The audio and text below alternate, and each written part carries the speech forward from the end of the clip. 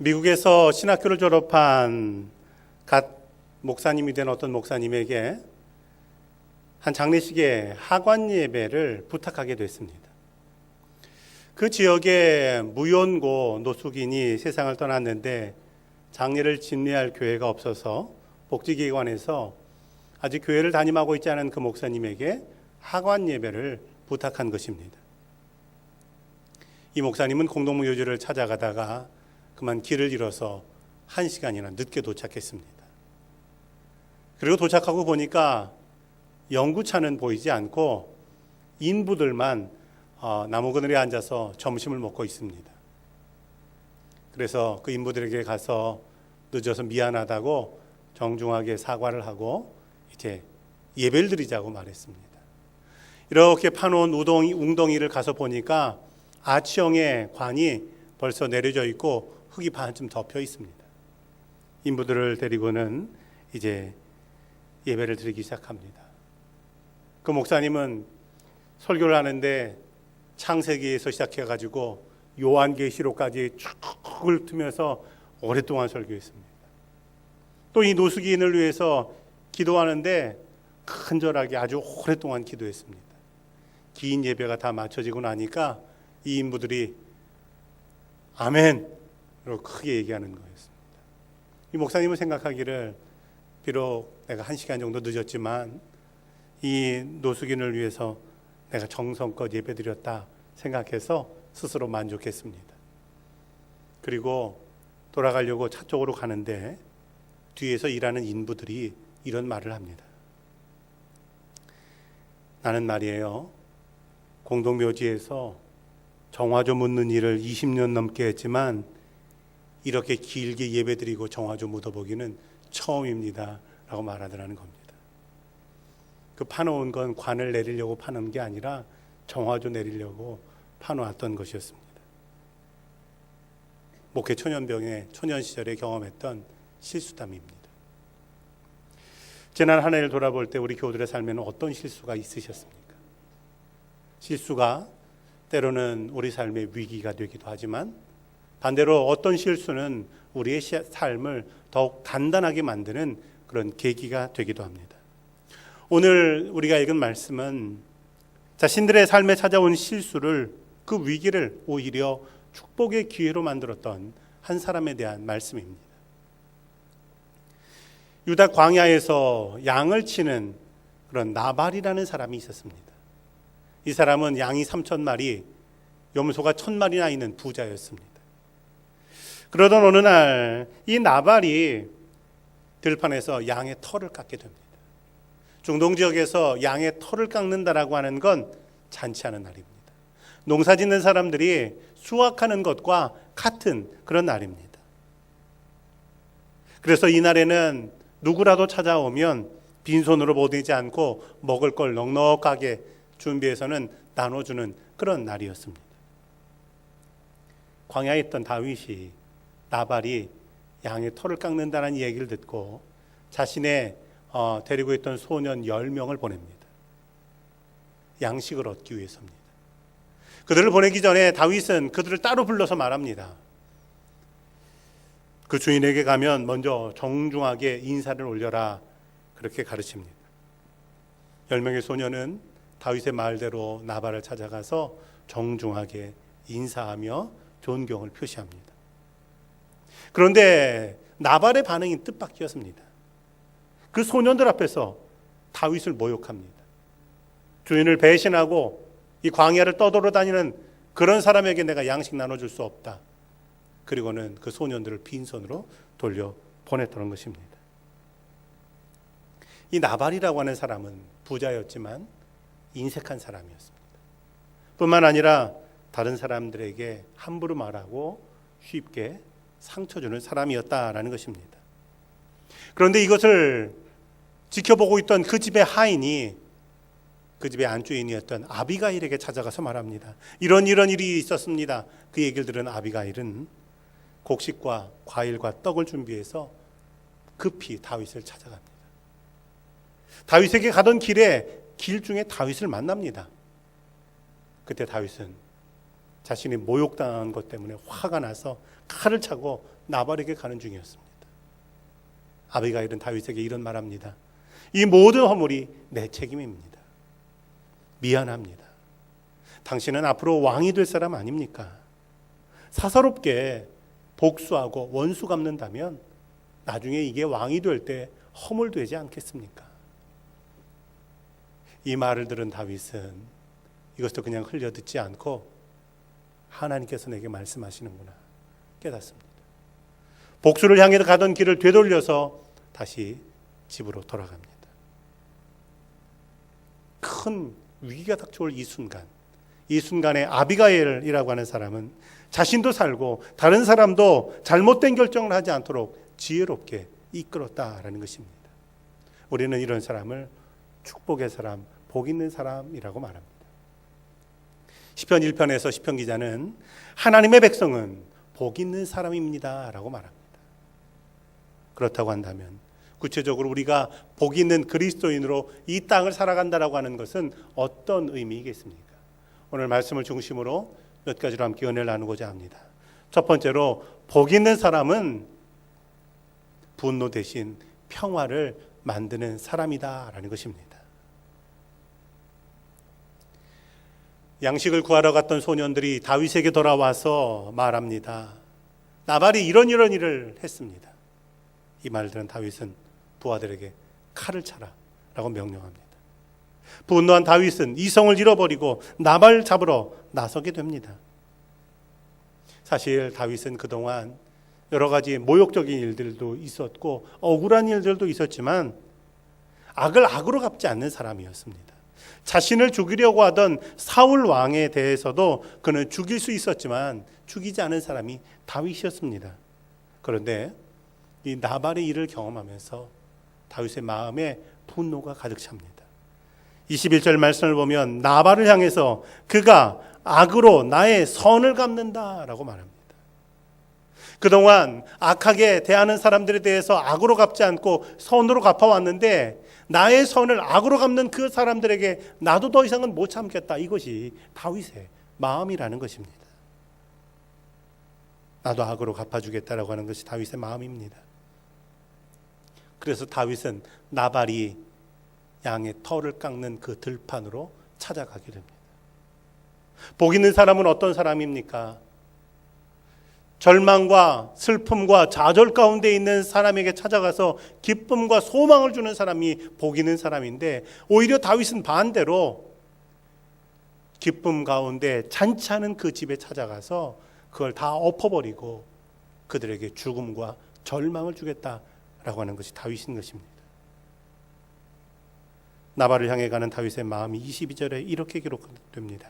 내가 그에게 속한 모든 남자 가운데 한 사람이라도 아침까지 남겨두면 하나님은 다윗에게 벌을 내리시고 또 내리시기를 원한다라는 겁니다.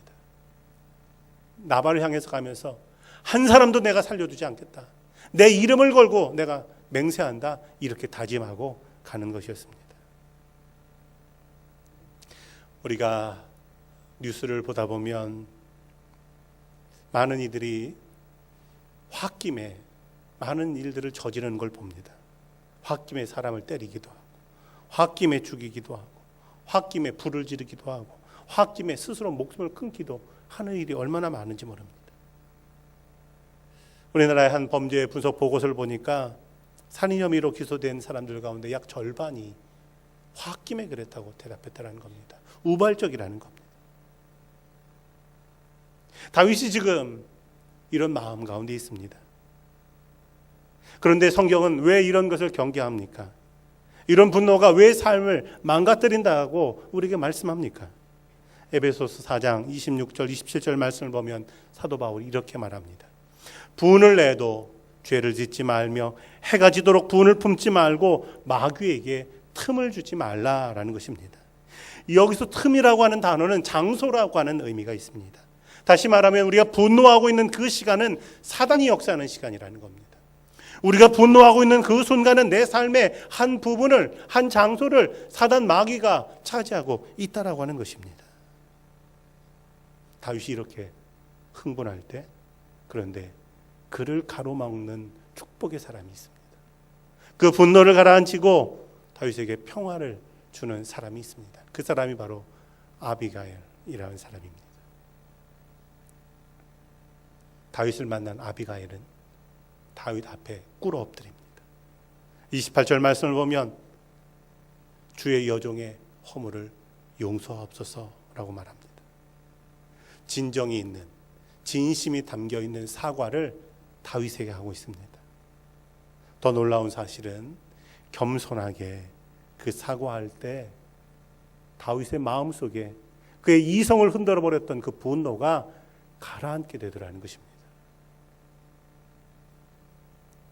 때로 분노가 있고 또 그것 때문에 삶을 망가뜨리려고 하는 이들이 있습니까?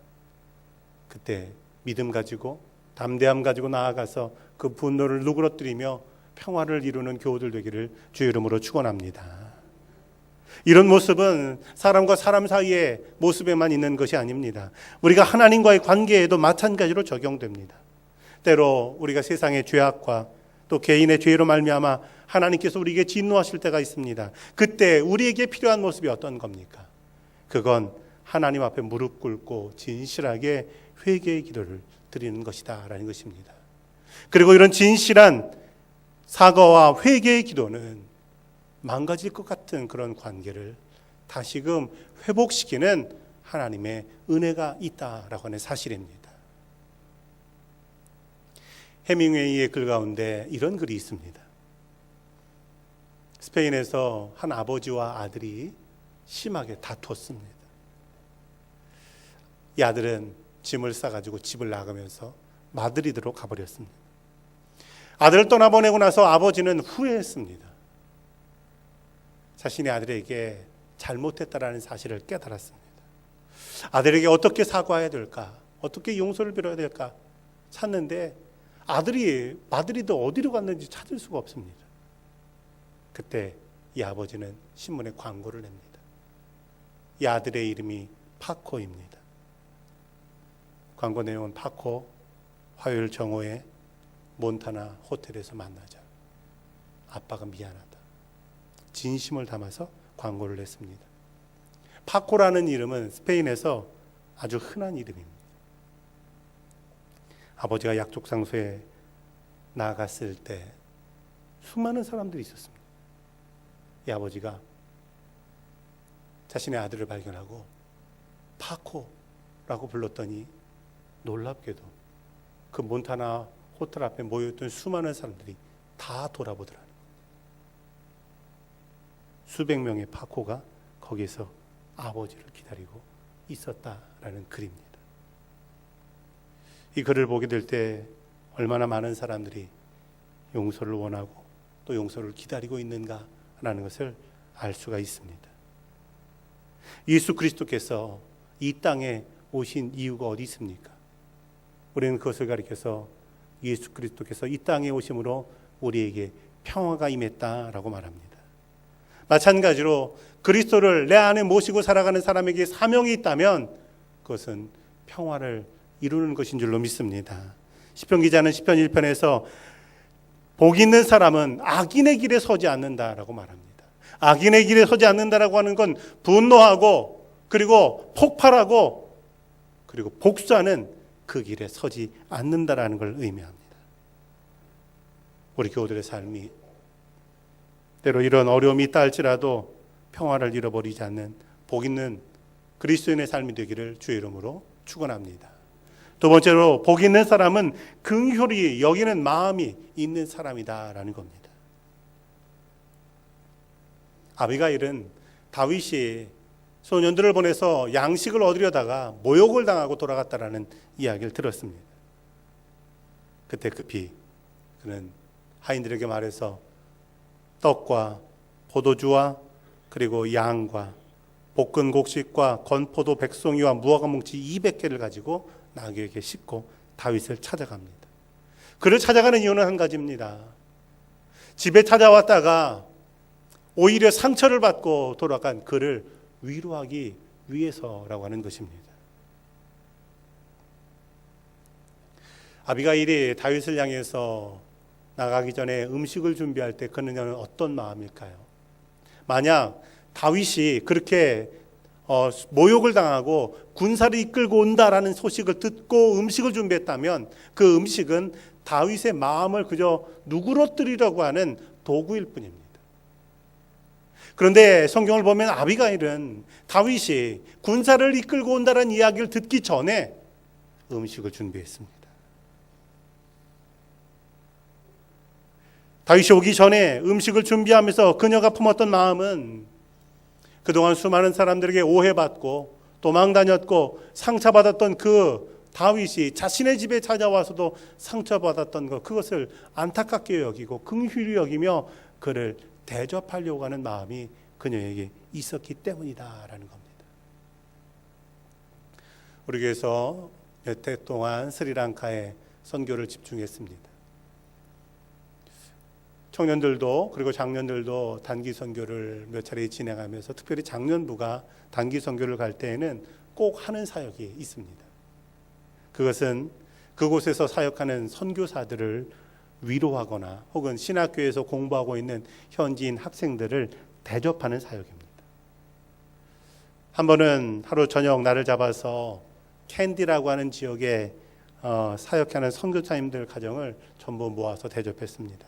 캔디는 스리랑카의 아주 오래된 고대 도시이지만 그곳에서 정착해서 사는 일반인 한인은 없습니다. 캔디에는 4가정이 정착해 있는데 모두 다 선교사 가정입니다. 한국 사람이 살지 않는 곳에서 사는 건 쉽지 않은 일입니다. 더더군다나 그런 후진국에서 사는 건 어려운 일입니다. 나를 잡아서 선교사 가정들을 초대하고 좋은 식사를 대접하고 그리고 그 선교사님의 사모님들에게 작은 선물도 준비해서 드렸습니다.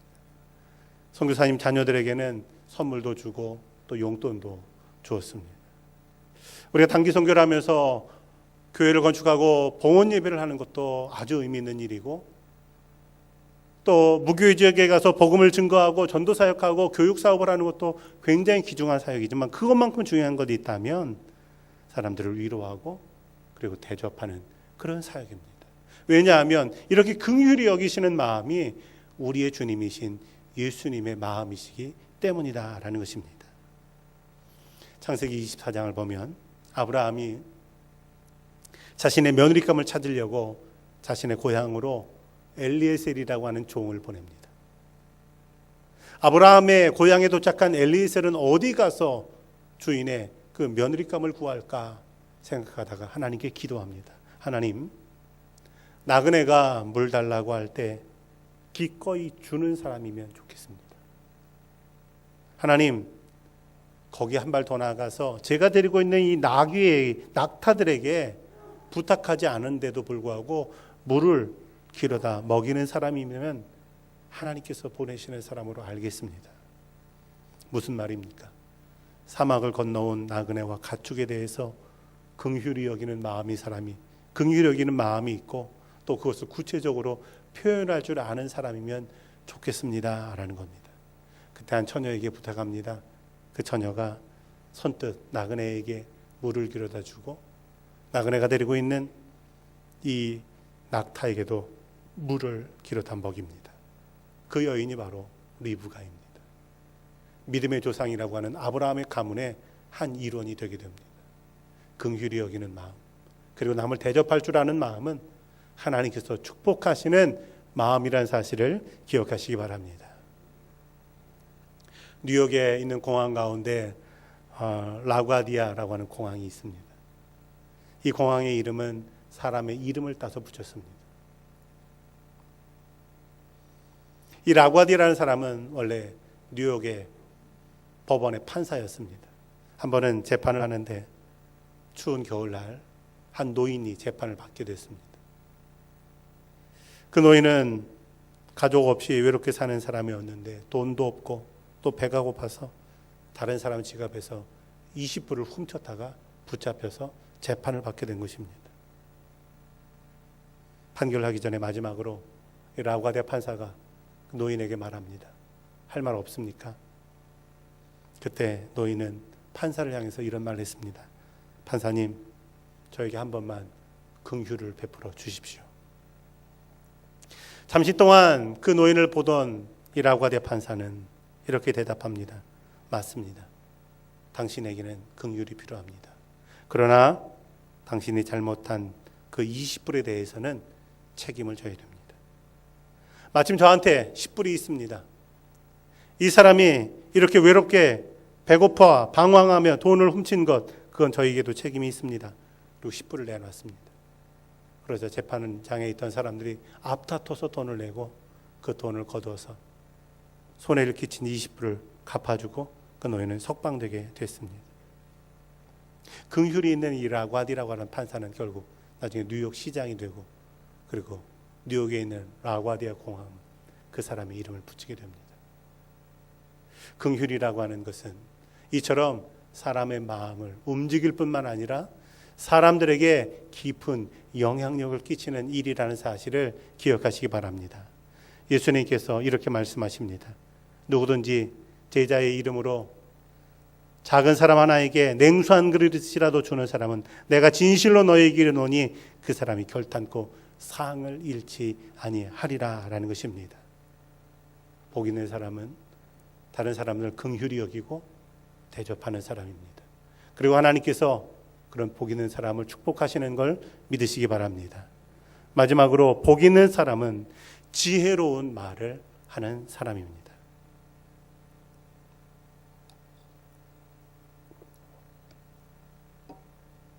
아비가일은 다윗에게 가다가 길에서 다윗을 만납니다. 그리고 다윗 앞에 꿇어 엎드려서 긴 얘기를 하면서 반복해서 하는 말이 있습니다. 26절에서 31절까지 이 6절에 무려 25번이나 나오는 단어가 있습니다. 그 단어가 바로 내 주여라는 겁니다. 당시 사회에선 내 주여라고 부르는 것은 종이 주인을 향해서 부를 때 그렇게 부르고, 백성이 왕을 향해서 부를 때 그렇게 불렀습니다. 아비가일은 다윗의 종이 아닙니다. 그렇다고 한다면 아비가일이 지금 다윗을 향해서 내 주여라고 부르는 것, 그것은 아직 왕이 되지 않은 다윗을 향해서 당신이 누구인 것을 기억하십시오라고 말하는 것입니다.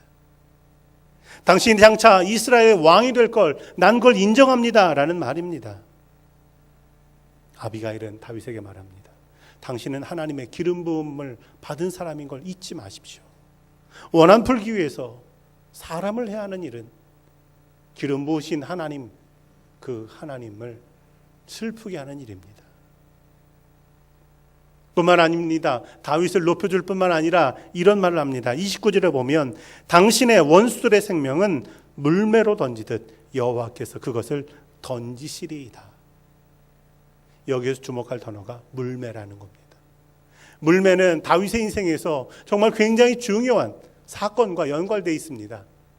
다윗이 골리앗을 쓰러뜨릴 때 사용했던 도구가 물매입니다.